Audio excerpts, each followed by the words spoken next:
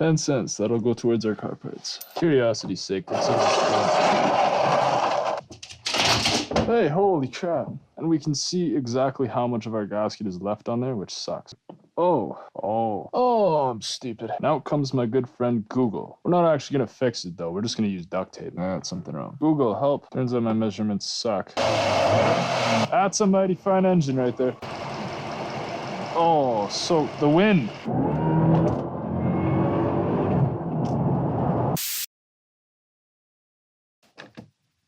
This morning I ate leftover quesadillas from a restaurant that I went to yesterday, and they were full of jalapenos. So instead of having a stomach full of nutrients and fuel that we'll need for the labor-intensive job put ahead of us here, instead my stomach is just warm because it's like digesting a dozen jalapenos. And to compensate, my stomach's full of milk and I feel very bloated. So basically this entire job, I'm just gonna be dragging my stomach across the concrete. Anyway, here we are again, Jaguar XJR. This time we're gonna do actual engine work, which is probably what most people care about. I drive shaft bearing. The only reason I did that video is because nobody had done it before, so now there's actually like some literature as to how you can actually fix that. But the engine work is really what people are going to want to see. That's a little more entertaining for most audiences. So ahead of us today, we are just rebuilding the belt drive, which is something I just did on my BMW, so it's going to be a common chore if this keeps up here. The fact that the hood is rearward facing makes this much better for recording. When you work with a vehicle that has the hood facing in the opposite direction there, it kind of blocks all the light from the overhead garage light, so we got a lot more light to work with here. Let me tell you, this engine is what appealed to me when I bought this car. This is one of the last engines where display was actually something that was taken into consideration. New engines just have a big square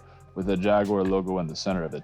This one, they have these cast aluminum like lungs that act as an intercooler, and the supercharger and everything's all well displayed. No engine covers on this thing. This thing just looks beautiful. A little bit dusty, but it's currently a daily driver, so. And to start off, I'll mention that when I bought this car, I was under the impression that the guy had told me the cooling system had been rebuilt, because like this cooling system with all these intercooler lines and all this is not on the traditional XJ8, which makes it like not a very like vast mass production item, and because of that they often fail and all this stuff will start leaking. So I was told that it was rebuilt, and I've seen certain pictures where this coolant little T intersection here is just one piece. So I'm wondering if this is actually all aftermarket and has been changed. But this is also a 2001, which they changed a bunch of things, so I can't be sure if like this isn't how Jaguar did it in the post 2000 models. Either way, they said they replaced the thermostat and the water pump, and the water pump, I don't even have to take the belt off, I can feel the play. We're gonna get a nice little before and after video here though, so I want to show you just how scary it's been driving this car for the past 7 days.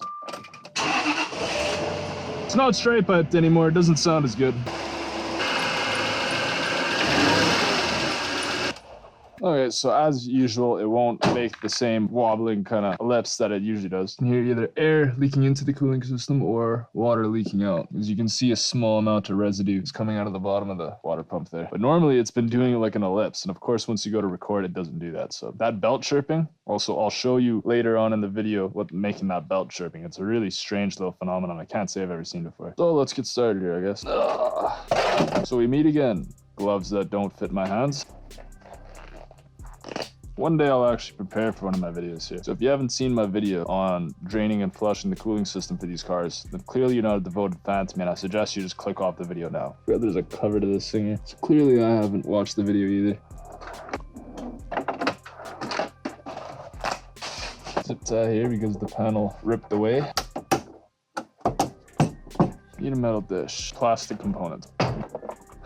Twerks, not 10 mil. What do you think, T25s? Big mistake, T20s. I'm making a video. No, you can have it. T27 perhaps. I can't tell if it is T27 or if these are just not ridiculously picky screws here. I always use hand tools to remove these because power tools can be a little aggressive at times. And these usually get full of rust and water.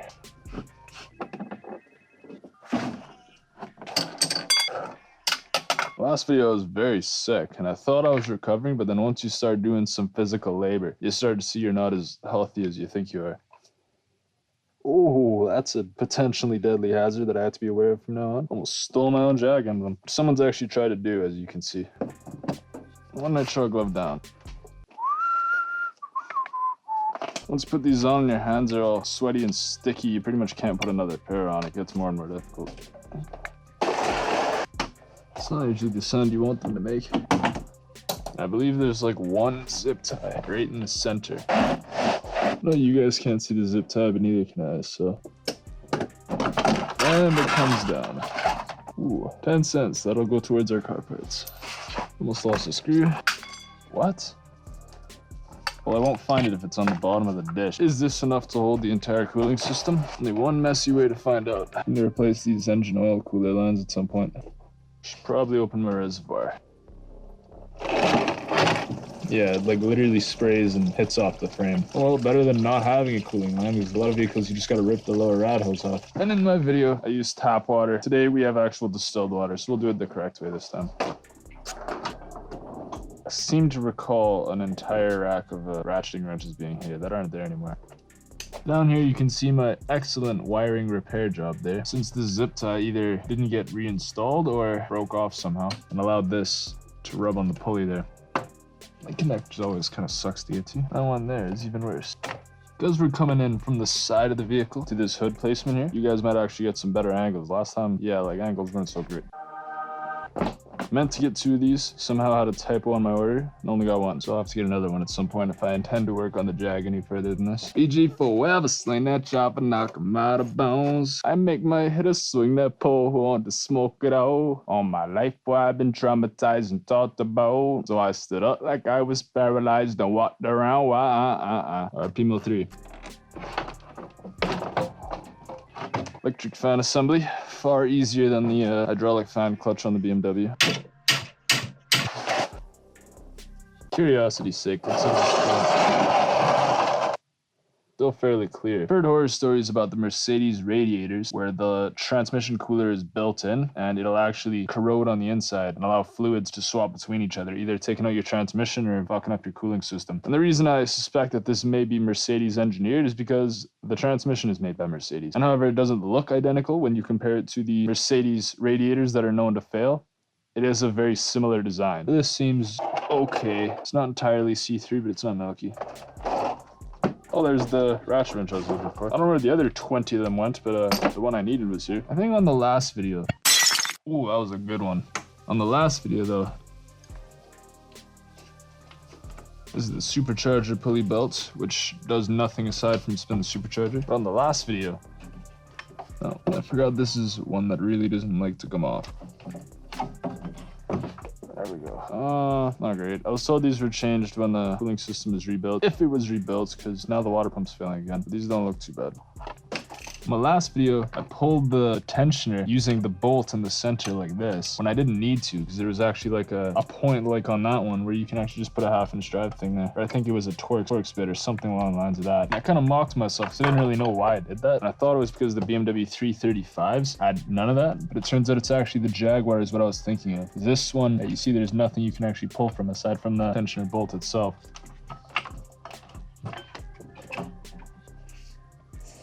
Well, it's not bad either. All right, let's see what we're here for here.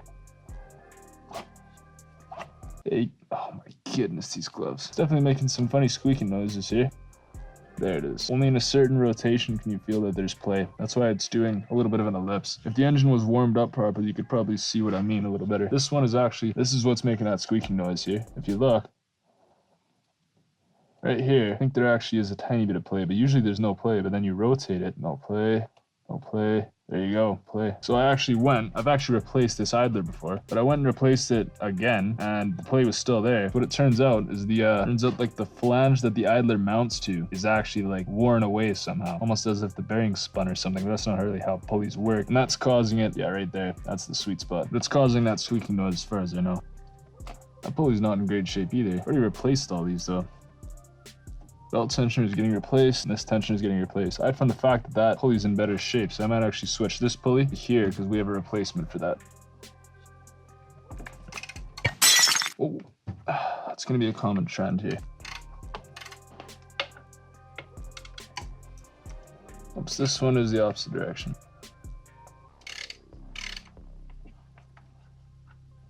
Two nutshell gloves down.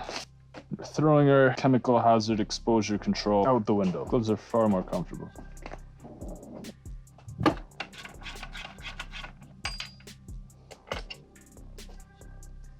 Come to me, my sweet ratchet wrench. Oh, they're really small. 8 mils. I think last time I used the hammer technique here. I think that'll be a little overkill here. one.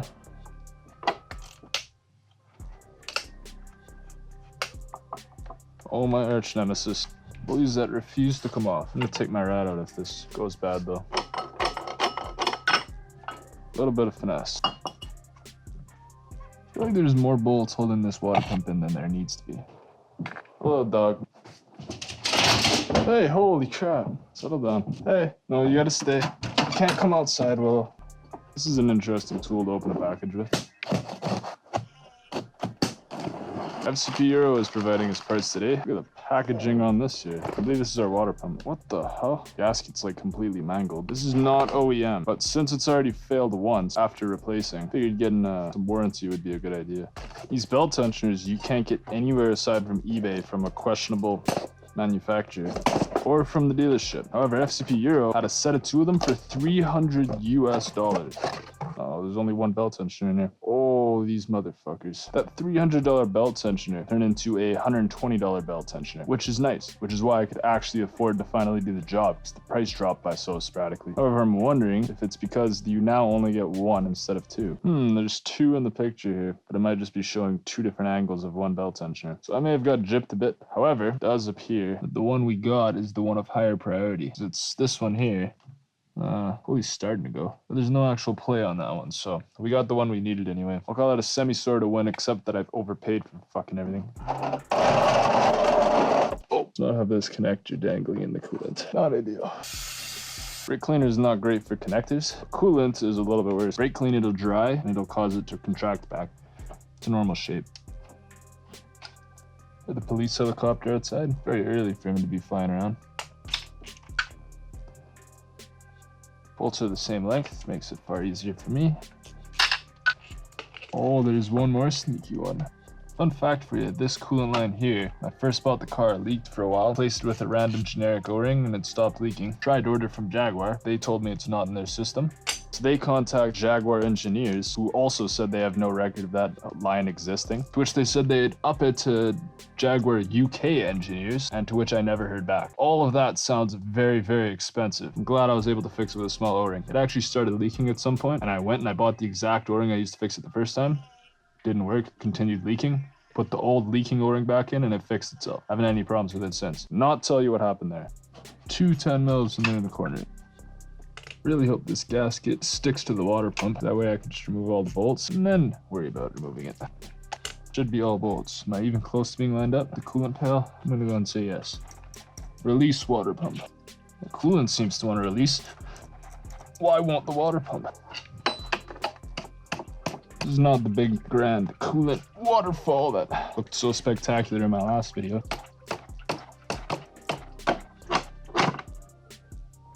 I have a theory as to why it's not coming out. There's a bolt at the bottom. Oh, I gotta hold it in because I've already broken the gasket loose.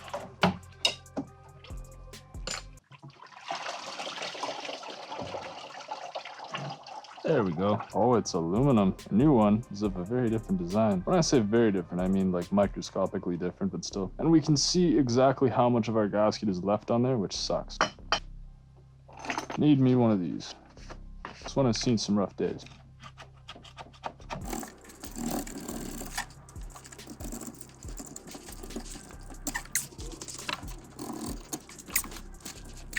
It's interesting, this appears to be a paper gasket. The one that came with our new water pump looks like a metal gasket.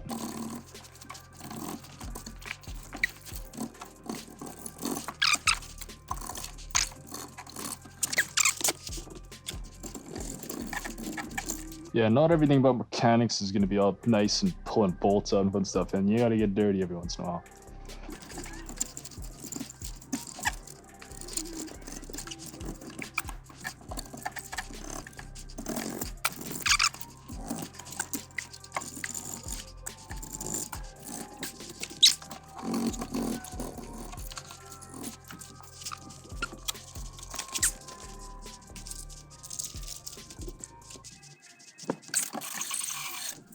Final polish with some emery cloth.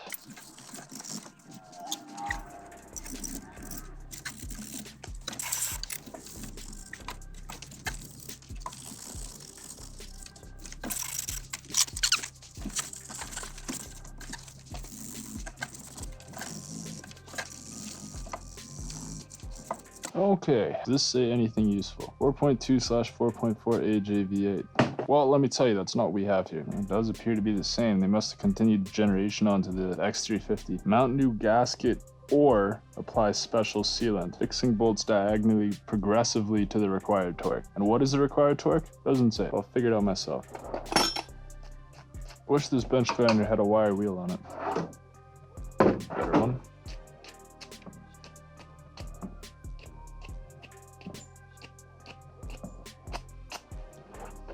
The water pump comes with these 10mm bolts in there. Oh, I see. Those are the ones you're not supposed to remove. Well, no point cleaning these. Oh.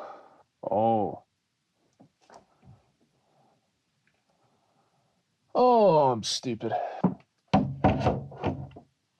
separated the water pump in the middle, which means all that gasket cleaning was for nothing.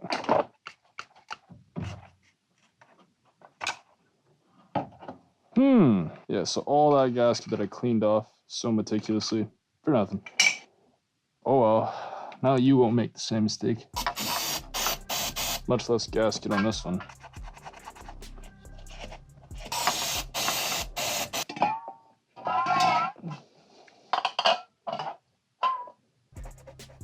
Fortunately, it was a metal gasket after all, which makes for much easier cleaning. Okay. An interesting design for a gasket there. Probably those tabs back. It's not terrible though. Tabs unfortunately aren't straight. Might make putting these bolts in interesting. And clean all the bolts. Got distracted.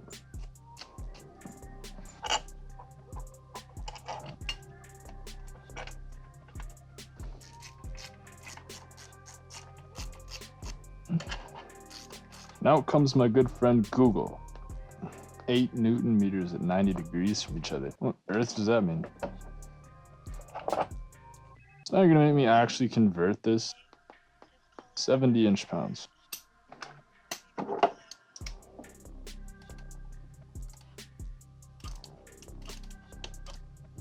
Eight Newton meters, which is there at 90 degrees. So I guess that just means just walk.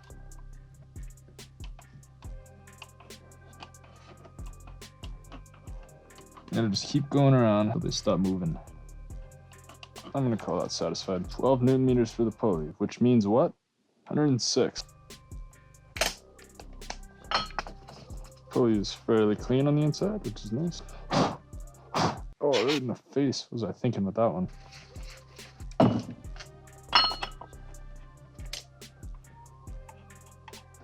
That'll be weird using the pry bar method. Oops. Oh, these are 8s as well? I thought they were 10s. 3. Satisfied. Belt tensioners shouldn't have a specific orientation. The lower belt tensioners anyway. Smaller bolts. How intriguing. Oh, there's all our ratchet wrenches. Could have done my research to figure out what direction you actually want to pull these. It's funner to just figure it out the hard way.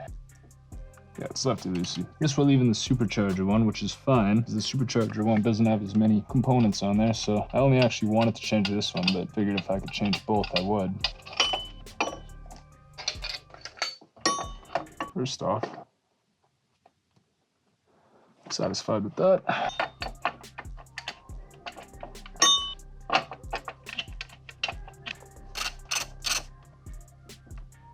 Call it there. Okay, that's done. Now let's take the pulley. I think this is the one. It's not as bad as I thought it was. But I presume this is the better one. We're just gonna swap this over here.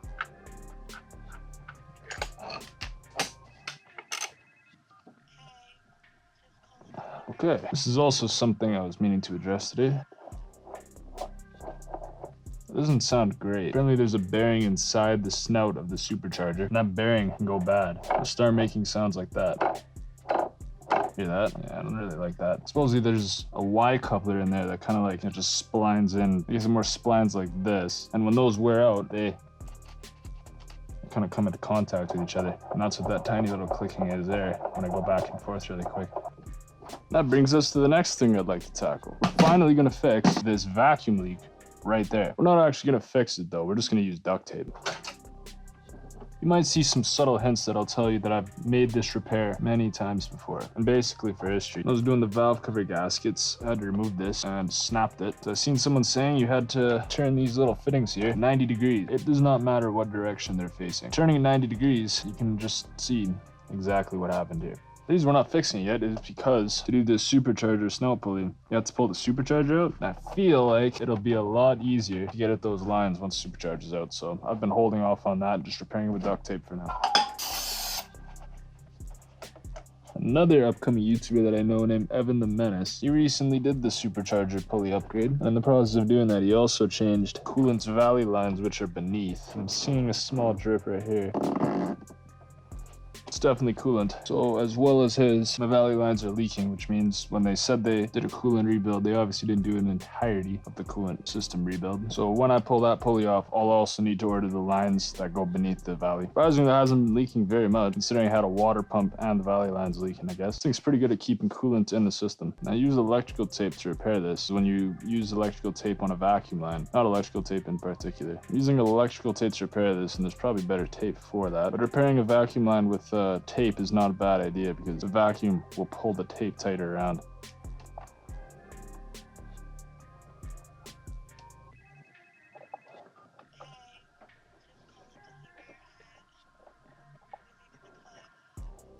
Fixed, and that'll last the rest of this car's life, I'm sure. And we'll see if I need Google to tell me how my belt's supposed to be ready.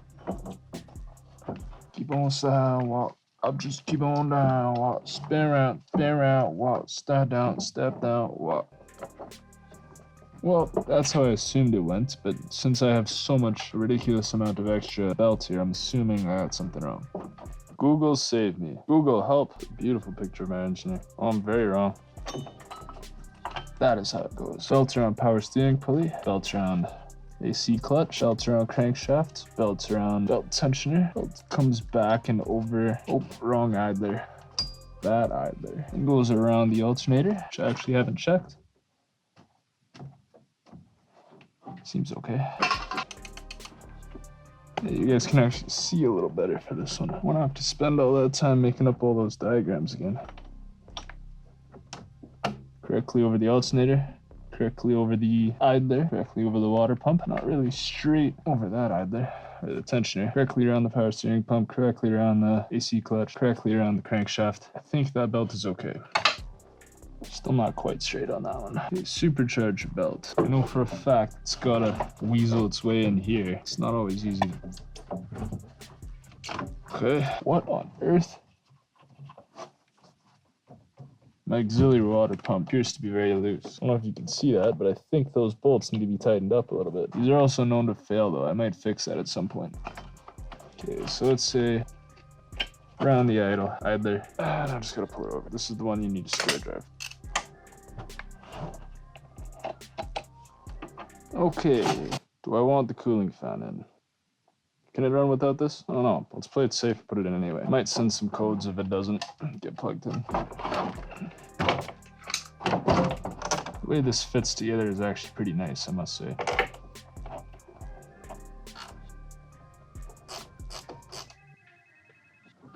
Seems secured. Zip ties. One zip tie. I need more than one zip tie to complete the job. Well, if this is the only zip tie we own, priority is that my belt does not tear up my cooling fan harness. So this is where this goes. The other zip ties I'll have to install when I go back to work. That looks terrible. How did I do that so poorly? I swear I did a pretty good job there. Wonder if it's the same scenario as this vacuum line where the heat's dissolving the electrical tape glue. Fuck's sakes. Getting this connector out was bad. Getting it in is just as stupid. There we go. Good thing I have cut level 4 gloves on. Oh, I want the connector click. That connector may need to be replaced at some point. That tab doesn't want to click over. It could be that the coolant is causing the seal to expand. I guess I'm just gonna have to leave that without clicking and pay attention to it at a future date.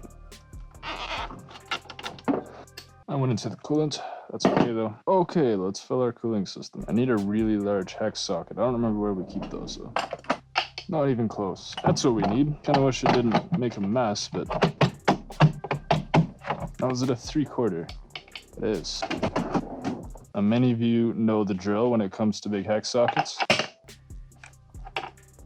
that caused more draining to happen? Where did it drain out of? And I've just had an idea. Because if you watched my previous cooling system video, on flushing and draining the cooling system, you have to fill it through two different places. You have to fill it through the intercooler, which is that plug I just removed, and you have to fill it through the reservoir itself, which makes it a little difficult trying to get an accurate mix when you're using concentrate anyway, that is. So I'm going to mix my own beforehand, which is probably going to be a better bet here. Because I don't have a pen available.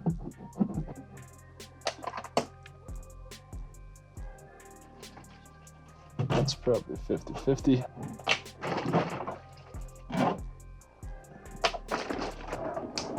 We'll see how good my measurements are. Turns out my measurements suck. -29 will not cut it. Not in Alberta. More glycol. Looks like some pretty tasty orange juice. Still slightly shy on the nightclaw. Still slightly shy on the night. Why can't I say that? Still slightly shy on the glycol. Put in that much, I'm not even gonna check again. Is it coming out anywhere? Basically, the technique that I found when I was first fucking around with my cooling system. It's a very slow method, but it's the best way to get as much air out of your intercooler system as you possibly can. I'm just realizing now, the last time I did it, didn't pull the water pump off, so most of the water, I think 4 liters about stays in the engine. About 10 liters is what you need. Nice. More coolant. Sure. Too much glycol. Let a little bit of air out, in case nobody understood what I was doing there. Beautiful. Okay, now we're getting somewhere. You see how the level's kind of just like coming up and down there? The air is gone, not from everywhere though. Okay, I'm gonna call that as blood as it's gonna be. As far as I know, the car will bleed itself, but I found this is just a better way to save yourself the trouble. You'd rather not airlocked in your supercharger, or in your intercoolers for your supercharger anyway. And you don't want to run it without that cap on. I experimented with that before, and you just make a mess. You do, however, want to run it without that cap on. All of this is right in the way, so I can't access the door. The car itself, before we drained it, might have been a little rich on the glycol side. The reason for that is because it started leaking out, and I added straight concentrate, because I knew I was going to drop the fluid anyway. One last check. Is there any bolts that need to be in there before it runs? Nope. So whenever you take the belts off, good idea to bump it. Probably seen in the last couple of videos here. I don't think this one has the electric water pump that allows you to bleed the system without even running the engine. That was a nice feature by BMW. All belts appear to be in the same position. All right, here goes nothing. A little bit of belt squeak. AC belt just did a little bit of a squeak. The AC clutch, sorry. We are just gonna turn this up to a ridiculously hot temperature. Everything's covered in coolant. That's why it's making squeaks and noises, and the belt's squeaking a little bit.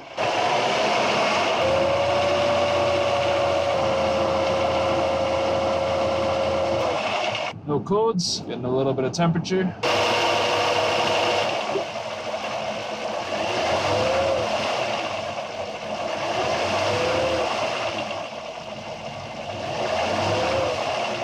I remember from last time that was a good way to get bubbles out, is to just give it a little bit and back off. That's about where we want to see it. I'm going to go a hair more on the glycol side, since we do see temperatures below -37. Not sure if it really makes a difference, but any leaks? Not that I can tell by looking.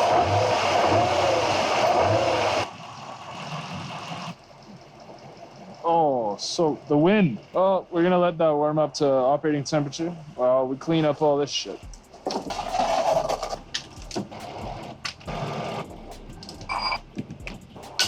Very hot in here. That's a mighty fine engine right there. Woo! Nice and toasty in there.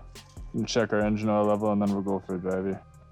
We're gonna take this, rub this on a drive. Not for any particular reason, but I feel like it might enjoy the ride. Oh, my back's sore from leaning over that hood all day. I gotta leave that high. So we're just gonna turn it off for now. We're leaving the bottom cover off because I probably need to wash it, because look at all this coolant fucking all over the place here. First, holding at operating temperature. At least the thermostat's holding up.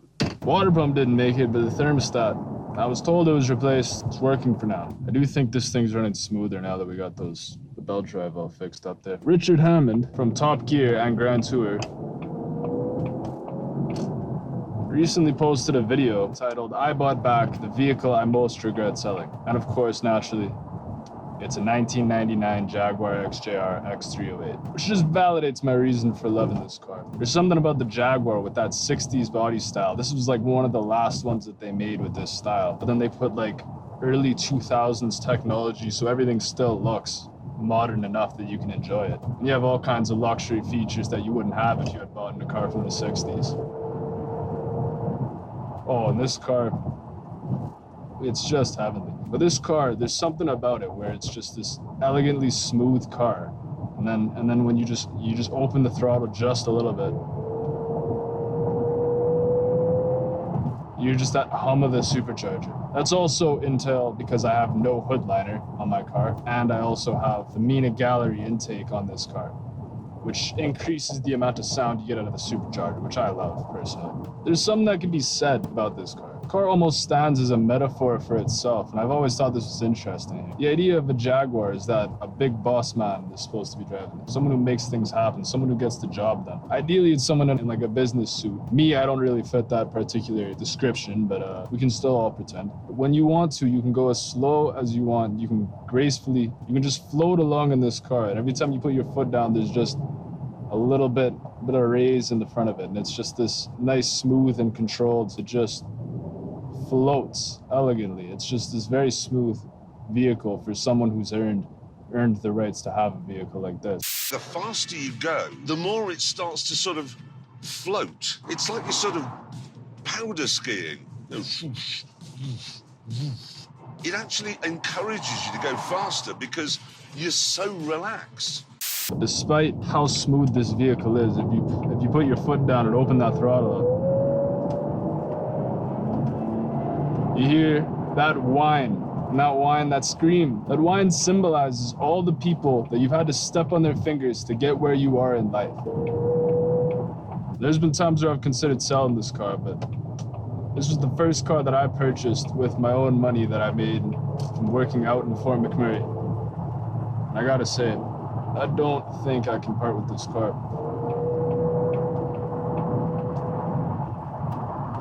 You put it in sport mode, and you get that double downshift as you hit the kick down pedal. As soon as this guy doesn't pull in front of me, you just get that whoop-de-whoop of the supercharger as you double downshift. Oh, this car is fantastic. Engine coolant low. Excellent. Can't imagine why that is. Been pretty good at maintaining the cooling system in this car up until now. It will be fine.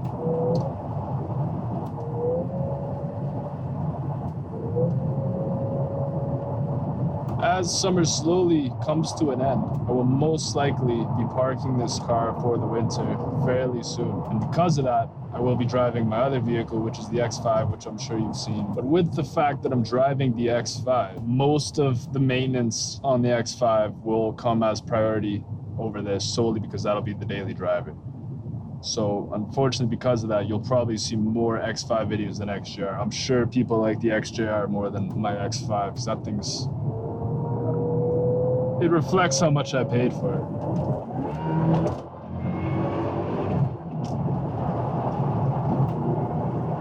Oh, this thing, it's just got the torque, and it loves pulling out from 60 kilometers per hour. Oh, the coolant light went away. Guess we don't need to add coolant. And with all this being said, I think it's time I wrap this video up. Oh, coolant light's back. And if you enjoyed this video and you made it this far, thanks for watching.